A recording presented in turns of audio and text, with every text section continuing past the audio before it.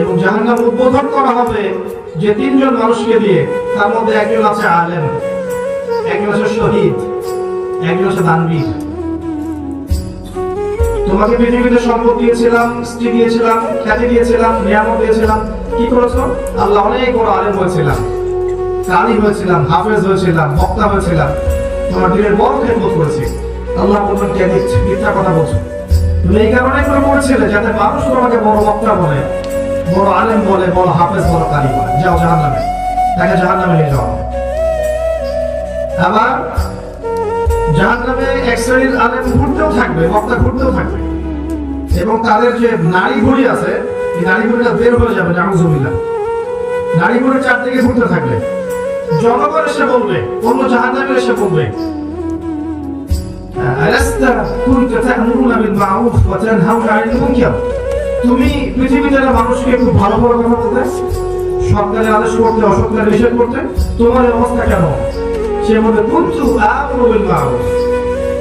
আমি সৎ কাজে আদেশ করতাম ঠিকই, কিন্তু আমি সেটা নিজেই করতাম না। এবং আমি অসৎ কাজে নিষেধ করতাম ঠিকই, আমি নিজেই সেই কাজটা করতাম। এই যে চেয়ার আমি বসে আছি, এটা সবচেয়ে ডেঞ্জারাস চেয়ার।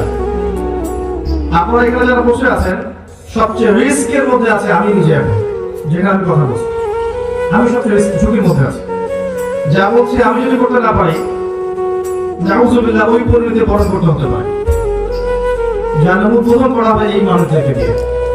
আরেকটা হাদিসে পড়েছে, ফয়জুল কেলাম বইয়ের মধ্যে আছে, যে এক শ্রেণীর মানুষের আযাবের ফলে এত দুর্গন্ধ ছড়াবে, জাহান্নামী এসে বলবে যে আগে তো যথেষ্ট আযাবে ছিলাম আমরা, তোমার কি পাপ করেছো তুমি? তোমার পাপের কারণে এত দুর্গন্ধ জাহান্নামের মধ্যে। সে বলবে, আমি জ্ঞান অর্জন করেছিলাম। কি করেছিলাম? আমি জ্ঞান অর্জন করেছিলাম, দিনের জ্ঞান অর্জন করেছিলাম, কিন্তু এই জ্ঞান আমাকে উপকৃত করতে পারেনি। আমি জ্ঞান অনুযায়ী আমল করতে পারিনি। ডেঞ্জারাস ব্যাপার। তাই আলেমদের, বক্তাদের, উস্তাদদের, স্কলারদের সর্বোচ্চ সতর্কতা অবলম্বন করতে হবে। তারা হলো পরকালের বান্দা, দুনিয়ার বান্দা নয়। এখন শেষ জামানা চলছে, এই জামানায় দেখবেন বক্তার সংখ্যা বাড়বে, আলেমের সংখ্যা কমতে থাকবে, ট্রু স্কলারের সংখ্যা কমতে থাকবে। মানুষ জাহেলদেরকে আলেম মনে করবে এবং তাদের কাছে ফতোয়া জিজ্ঞাসা করবে, তারা নিজেরাও বিভ্রান্ত হবে, অন্যকে বিভ্রান্ত করবে। উদ্বোধন করা হবে জাহান্নামে হবে। আরেকজন উদ্বোধন করা হবে শহীদ। কি করেছো? জীবন দিয়ে দিয়েছে আল্লাহ। ওই যে আইসিস আছে না, আমেরিকার ন্যাটো এবং মিডল ইস্টের টাকা খাওয়া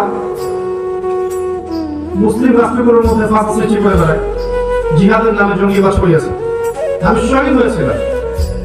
আল্লাহ বলবেন, তুমি এই কারণে যুদ্ধে গিয়েছো যে মানুষ তোমাকে বড় বীর বলবে। যাও জাহান্নামে। এটা হলো একটা বলি। একটা দানবীর। কি করেছো?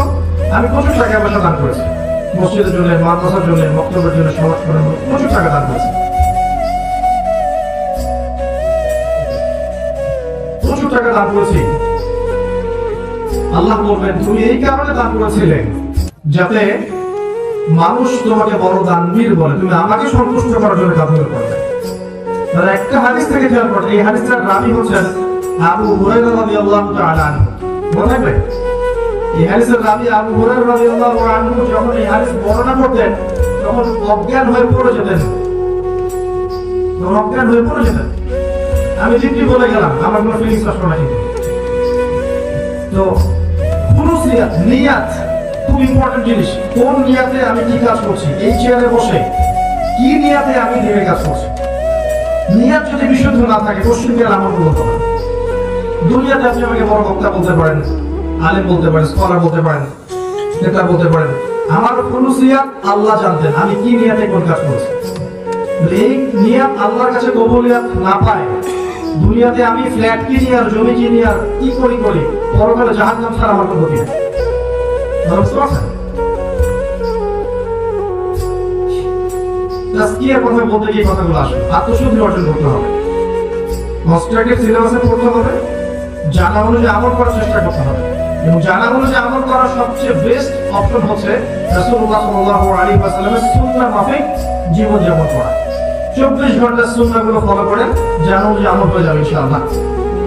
এবং তাজকিয়া আত্মশুদ্ধি অর্জন করেন, তাহলে আল্লাহর নূর আপনার কলবে আসবে, আপনি আল্লাহর নূর দিয়ে দেখবেন। ওই আয়াতটা বলছিলাম যে আমি প্রচুর সংখ্যক জিন আর মানুষকে জাহান্নামের জন্য সৃষ্টি করেছি, 1999 জন। তাদের অপরাধটা কি? আল্লাহ বলছেন এই আয়াতের মধ্যে, লাহুম কুলুবুন লা ইয়াফকাহুনা বিহা। অপরাধ হচ্ছে তাদের হৃদয় ছিল, উপলব্ধি করতো না। এক নম্বর অপরাধ, হৃদয় ছিল, উপলব্ধি করতো না। ওয়ালাহুম আযানুন লা ইয়াসমাউনা বিহা। কান দিয়েছিলাম, শুনতো না। কান দিয়েছিলাম, শুনতো না। ওয়ালাহুম আ'ইনুন লা ইউসিরুনা বিহা। চোখ দিয়েছিলাম, দেখতো না। উলাইকা কাল আনআম। এরা হচ্ছে গবাদি পশুর মতো। বাল লাহুম আযাব, বরং তার চাইতে তারা নিকৃষ্ট। ওয়া উলাইকা হুমুল গাফিলুন। এরা হচ্ছে গাফেল সম্প্রদায়। এই আয়াতে আপনি দেখছেন জাহান্নামে যাওয়ার কয়েকটা কারণ আল্লাহ বলছেন। ফরজ দিয়েছিলাম, উপলব্ধি করতো না। আমরা কি আসলে মন দিয়ে উপলব্ধি করি? চিন্তা করি কোন বিষয়গুলো নিয়ে, কোরআনের আয়াত নিয়ে, হাদিস নিয়ে চিন্তা করি, ফিকির করি, গবেষণা করি? চিন্তা করেছেন কখনো? আচ্ছা, একটা আয়াত দিয়ে চিন্তা করার জন্য একটু চিন্তা করবেন। চিন্তা করবেন কেমন? সূরা কাহফ বলছেন, সূরা কাহফে আসহাবুল কাহফ কত বছর ঘুমিয়েছিলেন? 309 বছর। ঘুমানোর সময় তাদের পকেটের মধ্যে কিছু পয়সা ছিল। কি ছিল?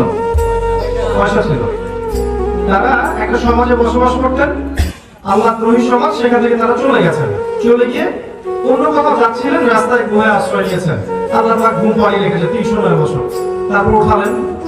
ওঠার পরে তাদের বক্তব্য ছিল, কেন লাবিথতুম, তোমরা কতদিন ঘুমিয়েছো? একজন বলছে লাবিথনা ইয়াওমান আও বা'দা ইয়াওম, একদিন ঘুমিয়েছি বা একদিনের কিছু অংশ। রব্বুকুম আ'লামু বিমা লাবিথতুম। আচ্ছা, আল্লাহ ভালো জানেন কতদিন ঘুমিয়েছো। আচ্ছা, এই পয়সাগুলো নিয়ে বাজারে যাও। একজন বলছে, ওই 9 জন 10 জনের একজন বলছে এই পয়সাগুলোকে নিয়ে বাজারে যাও। ফালিয়ানজুর আইয়ুহা আসকা তুআমা। খেয়াল করে দেখবে কোন খাবারটা উত্তম পবিত্র খাবার, সেই খাবারটা নিয়ে আসবে। মানে ক্ষুধার্ত তারা, ঘুম থেকে উঠে ক্ষুধার্ত।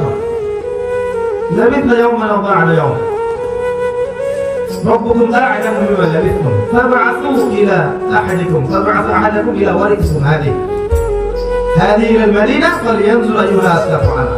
এই পয়সাগুলোকে দিয়ে একজনকে পাঠাও, মদিনা মানে শহরে যাবে, গিয়ে দোকান থেকে খাবার নিয়ে আসবে।